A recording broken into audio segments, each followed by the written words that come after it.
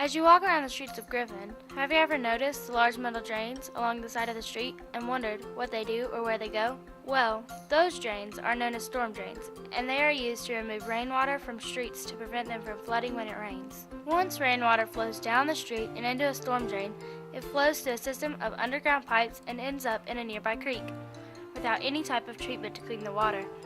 That means any pollutants in the water as it enters the drain enters our creeks.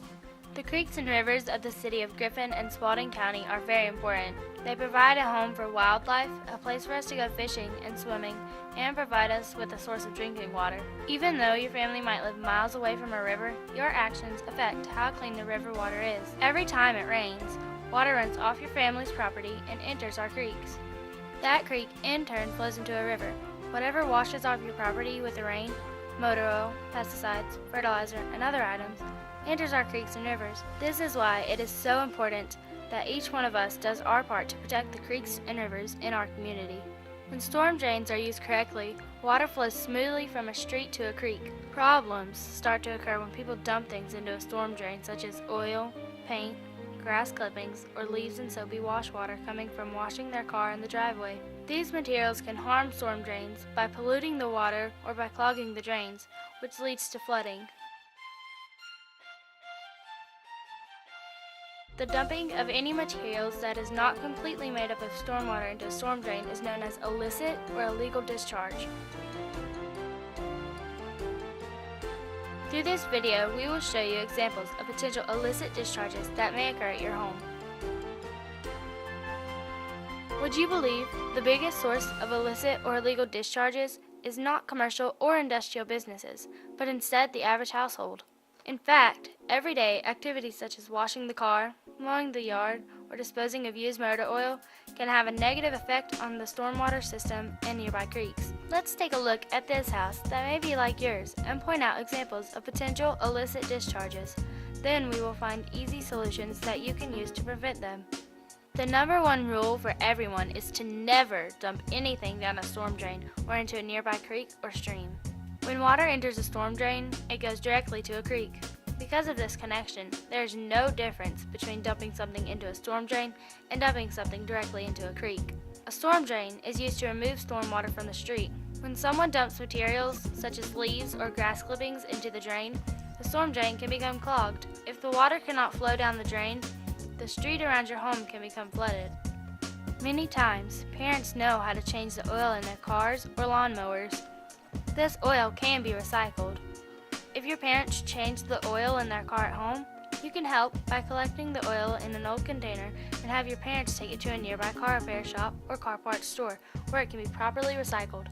This is a free service at local auto shops and parts stores. Used motor oil pollutes the water and should never be dumped down a storm drain. 1 quart of oil dumped down a storm drain can make an oil slick that is larger than a football field. Have you painted your room lately, your house? Most homes have a couple of leftover cans of paint when they finish this kind of job. So what can you do with the leftover paint? Instead of dumping it down a storm drain, the paint can easily be dried by adding sand or newspaper to the wet paint. When it has completely dried, the cans of paint can simply be thrown away with your normal household waste. Your yard is a potential source of illicit or unlawful discharge. Grass clippings from mowing your yard will clog the storm drain if left in the street to be washed into a storm drain. Collect the clippings and use them as mulch or compost.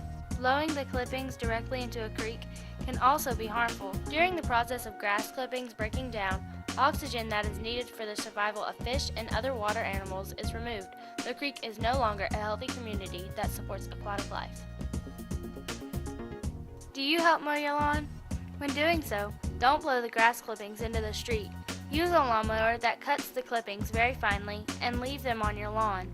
Mulched grass clippings are a good natural source of fertilizer for your yard. If you bag your clippings, add them to a compost pile, which can be turned into useful fertilizer you can use for the plants around your home. Leaves can also be used to make compost. In the fall, instead of raking your leaves into a creek or ditch, add your leaves to a compost pile to use in the spring for your garden. Applying fertilizer or pesticide is not as easy as opening the bag and spreading it on your yard. First, test your soil to see what type of nutrients your yard needs. so you do not over-fertilize it. Home soil testing kits are available at your local hardware store for about $15 to help you determine what type of fertilizers you need to apply. If you apply a fertilizer that your yard does not need, it will get washed off. Your yard does not benefit, and you pollute your local watershed. Fertilizers or pesticides should be applied when there is no rain predicted in the forecast. If it rains right after you have applied chemicals, the rain will wash the chemicals off your yard and into a storm drain, reaching your local creek. And always sweep up any product that ends up on the street, driveway, or sidewalk. Look for other areas in your yard which require attention. Planting grass in bare spots in your yard will prevent soil from being washed away in heavy rainstorms and allow rain to be absorbed into the ground. Always follow directions on the product's label. Last but not least, choose the least toxic pesticides for the safety of your family, your pets, and the environment. Of course, all of these guidelines should be followed by lawn care professionals as well. Don't be shy to let anyone who takes care of your yard know about proper methods to protect our environment. Your driveway can be a source of the most direct runoff in your yard. Of course, your car spends most of its time here, and special attention is required as a result.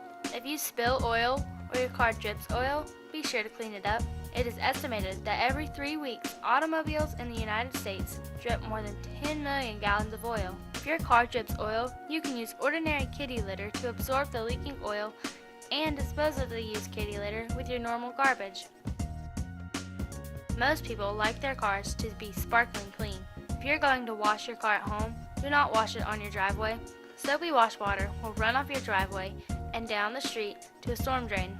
Instead, move your car to a grassy area where the yard will absorb the wash water instead of allowing it to run off. This allows the ground to help filter out pollutants instead of them directly entering our creeks. Your best option to protect the environment and conserve water is to wash your car at a car wash that recycles its wash water. There are other areas at your home to pay special attention to as well. If you own a pet, be aware of pet waste. Picking up droppings and disposing of them removes a source of bacteria that can be washed into our local creeks. When it is time to drain your swimming pool, drain it to a sanitary sewer connection and not into your yard or street where it will eventually end up in a storm drain. If you have a septic tank, make sure the system is maintained on a regular basis to ensure it is working correctly. What else can you do to decrease the amount of stormwater leaving your property during storms? First thing you can do is to take a look at your gutter downspouts and make sure they are pointed away from paved areas and into grassed areas of your yard. By installing a simple rain barrel, you can collect the rainwater coming from your downspouts. A 1-inch rainfall on a typical house with an area of 1,600 square feet will produce roughly 1,000 gallons of stormwater runoff. The collected rainwater can be used to water your yard or garden and can even be used during times of water restrictions. You can also install a rain garden in your yard to help absorb additional rainwater. A rain garden is made up of plants that can survive in wet soil conditions for short periods of time and is designed to absorb water flowing from surfaces such as roofs and driveways. You can find out what types of plants do well in a rain garden at your local plant store or by researching it in your media center or on the web. Littering can also lead to big problems in the storm system and your neighborhood creeks. As you can see from these pictures, when you don't put garbage in its proper place, it can end up in our creeks, becoming an unsightly mess for both humans and aquatic animals. You can help reduce the amount of pollution entering our local creeks and our drinking water by following the suggestions in this video. Wherever you live, you have an impact on the quality of water in your community. As you go about your normal daily life, please be considerate of the stormwater system here in Griffin, your community, and realize that anything you put into a storm drain is like putting it directly into a creek. If you have any questions regarding this video, please contact the City of Griffin Stormwater Department. And please remember that when it comes to protecting our local creeks and drinking water, you play an important role.